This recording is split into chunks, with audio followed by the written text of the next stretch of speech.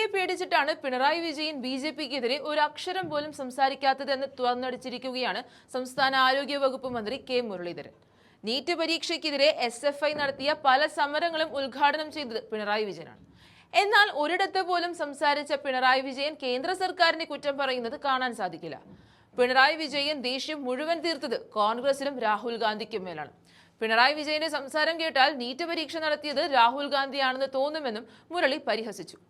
നിലവിൽ കടുത്ത ED പേടിയിലൂടെയാണ് പിണറായി വിജയൻ കടന്നു പോകുന്നത്. ഈ അവസരത്തിൽ കേന്ദ്ര സർക്കാരിനെതിരെ വായ തുറന്നാൽ പിടിച്ചകത്തിടുമെന്ന പേടിയിലാണ് പിണറായി വിജയൻ കോൺഗ്രസിനു മേൽ കുതിര കയറുന്നതെന്നും മുരളി പറഞ്ഞു. മന്ത്രിക്കുപ്പായം അണിഞ്ഞതിനു ശേഷം ആദ്യമായി ഡൽഹിയിൽ എത്തിയതായിരുന്നു അദ്ദേഹം. KPCC അധ്യക്ഷ പദവിയിൽ ഒരു മാസത്തിനുള്ളിൽ പുതിയ വ്യക്തി എത്തുമെന്നും അദ്ദേഹം പറഞ്ഞു. മുരളിയുടെ വാക്കുകൾ കേൾക്കാം. ഇന്ന് ആരോഗ്യമന്ത്രിനെയാണ് 4 മണിക്ക് കാണുന്നത്. കാരണം പുതിയ മെഡിക്കൽ കോളേജിന്റെ പ്രപ്പോസൽ കൊടുക്കണം. രണ്ടാമത് ഓൾ ഇന്ത്യ മെഡിക്കൽ ഇൻസ്റ്റിറ്റ്യൂട്ടിന്റെ പ്രപ്പോസൽ, ഇത് രണ്ടും സമർപ്പിക്കണം. പിന്നെ കുറേ എമൗണ്ട് ഒക്കെ തടഞ്ഞു വെച്ചിട്ടുണ്ടായിരുന്നു മുൻകാലങ്ങളിൽ, അതൊക്കെ ഒന്ന് റിലീസ് ചെയ്യണം. അതാണ് ഉദ്ദേശം. തീർച്ചയായിട്ടും എയിംസിന്റെ കാര്യത്തിൽ സ്ഥലത്തിന്റെ കാര്യത്തിൽ ഞങ്ങൾക്കൊരു പിടിവാശിയില്ല. ഏതാണോ അതിന് സ്ഥലം മാർക്ക് ചെയ്ത് കൊടുത്തിട്ടുണ്ട്. ആ സ്ഥലം ഏതാണോ അവർ സെലക്ട് ചെയ്യുന്നത് അത് അംഗീകരിക്കാൻ സംസ്ഥാന സർക്കാർ തയ്യാറാണ്. അതെ അതെ. ഹരിപ്പാടിന്റെ ഒരു സൂപ്പർ സ്പെഷ്യാലിറ്റി മെഡിക്കൽ കോളേജ് ആക്കാനാണ് ഉദ്ദേശിക്കുന്നത്. പക്ഷെ അതിന്റെ വർക്ക് നടക്കുന്നേ ഉള്ളൂ. ഞാൻ സൈറ്റ് വിസിറ്റ് ചെയ്യണം. 1-ാം തീയതി സൈറ്റ് വിസിറ്റ് ചെയ്യുന്നുണ്ട്. ശ്രീ രമേശ് ചെന്നിത്തലയോടൊപ്പം സൈറ്റ് വിസിറ്റ് ചെയ്യുന്നുണ്ട്.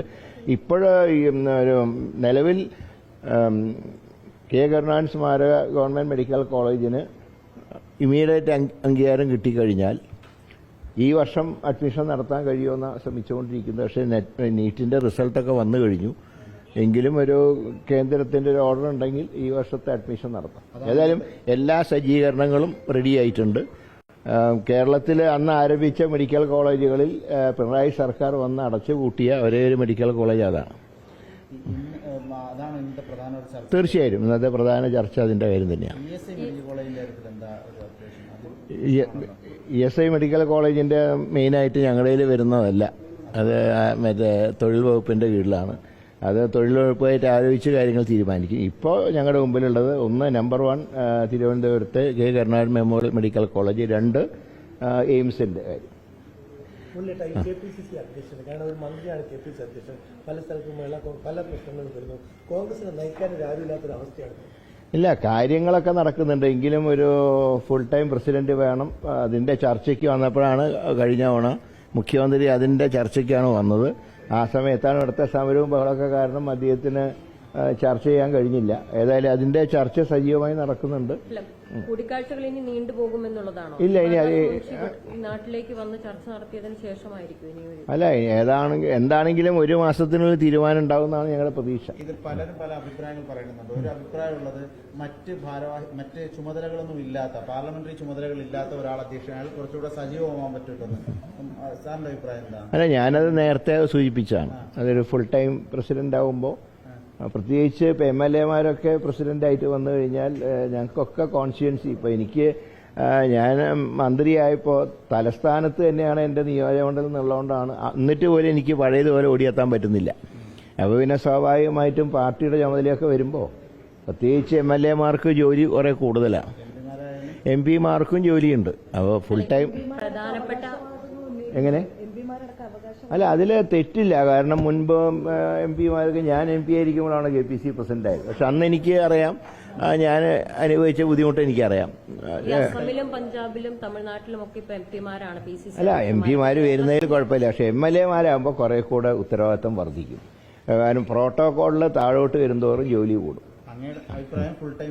ഫുൾ ടൈം പ്രസിഡന്റ് ഉണ്ടാകുന്നതാണ് ഇപ്പോഴത്തെ സാഹചര്യത്തിൽ. കാരണം ഇപ്പോൾ ഭരണകക്ഷിയും കൂടിയാണ്. സ്വാഭാവികമായിട്ടും ഭരണകക്ഷിയാകുമ്പോൾ കുറേയൊക്കെ എത്ര നല്ല കാര്യങ്ങൾ ചെയ്താലും ചെറിയൊരു ആന്റി ഇൻകംബൻസി വേവ് ഉണ്ടാവും. അപ്പോൾ അതിനെയൊക്കെ തരണം ചെയ്യാൻ ഒരു ഫുൾ ടൈം പ്രസിഡന്റ് ഉണ്ടാവുന്നതാണ് പാർട്ടിക്ക് നല്ലത്. അല്ല, MP-മാർക്കും അതിന് യോഗ്യതയുണ്ടല്ലോ. മുമ്പ് എം പിമാരെ പരിഗണിച്ചിട്ടുണ്ട്. ഞാൻ പറഞ്ഞു, ഞാൻ എം പി ആയിരുന്നപ്പോഴാണ് KPC പ്രസിഡന്റ് ആയത്. അതുകൊണ്ട് എം പിമാർ വരുന്നതിലും വിരോധമില്ല. പക്ഷേ ഒരു ഫുൾ ടൈം പ്രസിഡന്റാണ് നല്ലതെന്നാണ് എൻ്റെ അഭിപ്രായം. നിലപാട് ഹൈക്കമാൻഡിനെ അറിയിക്കും. ഞാൻ നേരത്തെ പറഞ്ഞിട്ടുള്ള കാര്യമാണ്. ഇനി ഏതായാലും എം പിമാർ വന്നാലും വിരോധമൊന്നുമില്ല. അങ്ങയുടെ മനസ്സിലാരെങ്കിലും ഉണ്ടോ? എൻ്റെ മനസ്സിൽ അങ്ങനെ ആരുമില്ല. ഞാനിപ്പോൾ എന്നെ ഏൽപ്പിച്ച വകുപ്പ് നന്നായിട്ട് കൊണ്ടുപോകാന്നുള്ള കാര്യം മാത്രമേ ഉള്ളൂ. അതുകൊണ്ട് പാർട്ടി കാര്യങ്ങൾ പാർട്ടി നേതൃത്വം തീരുമാനിക്കട്ടെ. രാഹുൽ ഗാന്ധി കൂടിക്കാഴ്ച എന്തെങ്കിലും ഉണ്ടോ? അല്ല, ഇന്നിപ്പോൾ എനിക്ക് സമയം കിട്ടുമെന്ന് എനിക്ക് അറിയില്ല. കാരണം അദ്ദേഹത്തിന് സമയം ഉണ്ടാവില്ല ചിലപ്പോൾ. എന്തായാലും സംഘടനാ ജനറൽ സെക്രട്ടറി ഇനി കാണുന്നുണ്ട്. KC വേണുഗോപാലിനെ കണ്ട് വൈകുന്നേരം സംസാരിക്കുന്നുണ്ട്. ഞങ്ങളുടെ വകുപ്പിൽ ചെലവില്ലല്ലോ. ചെലവിനുള്ള കാശ് കിട്ടണമെന്ന് മാത്രമേ ഞങ്ങൾക്കുള്ളൂ. ഞങ്ങളുടെ വകുപ്പിൽ ചെലവില്ല. ഒരു എന്താ പറയേണ്ടത്, സ്റ്റാഫ് പാറ്റേൺ പുതുക്കി ഞങ്ങൾക്ക് കൂടുതൽ ഫണ്ട് അനുവദിക്കണമെന്ന് മാത്രമേ ഞങ്ങൾക്ക് ഡിമാൻഡുള്ളൂ. ഈ മുണ്ട് മുറുക്കി കൊടുക്കേണ്ടി വരുന്നത് പഴയ സർക്കാരിന്റെ പിടിപ്പുകൊണ്ടാണോ? അല്ല, ഫിനാൻസായിട്ട് തകർന്ന് കിടക്കുകയായിരുന്നല്ലോ. അപ്പോൾ അതുകൊണ്ട് കുഴപ്പമില്ല. നമുക്കത് അതൊക്കെ മാനേജ് ചെയ്യാൻ കഴിയും.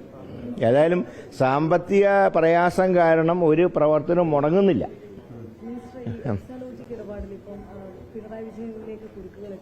അതിങ്ങനെ ഇടയ്ക്കിടയ്ക്ക് തന്നെ പത്രത്തിൽ പ്രത്യക്ഷപ്പെടുന്നുണ്ട്, അതില്ലാതാവുന്നുണ്ട്. എന്താണ് ഇപ്പോഴത്തെ ഉദ്ദേശം എന്നറിയില്ല. ഏതായാലും ഇടയ്ക്ക് പ്രത്യക്ഷപ്പെടുന്ന ഒരു പക്ഷേ ഡീല് ഒന്ന് മുറുക്കാൻ വേണ്ടിയിട്ടായിരിക്കാം. CPM BJP ഡീലൊന്ന് മുറുക്കാൻ വേണ്ടിയിട്ട് ഇടയ്ക്കിടയ്ക്ക് ഒന്ന് പ്രത്യക്ഷപ്പെടും. പക്ഷേ ഇപ്പോൾ പിണറായി വിജയൻ പ്രതിപക്ഷത്തേക്ക് പോയപ്പോഴാണ് ഇപ്പോൾ ഒരു മുറുക്കുമായിട്ട് അവർ ഇഡിക്കാർ വരുന്നത്. എന്തായാലും ഉദ്ദേശം എന്ന് മനസ്സിലായി. അതുകൊണ്ടാണ് പക്ഷേ ഇത്തവണ ഒരു പ്രത്യേകത ഉണ്ടായത്.